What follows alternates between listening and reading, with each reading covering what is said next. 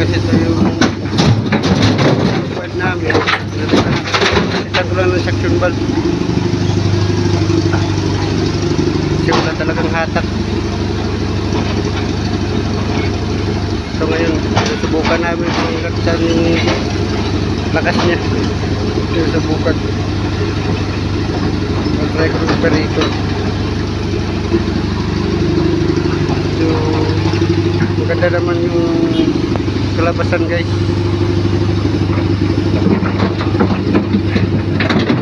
So, okay naman yung trabaho niya. Parang lumiksi siya.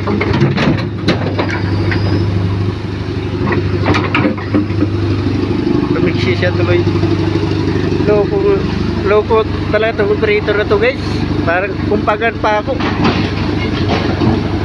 Tarantado. Thank you guys.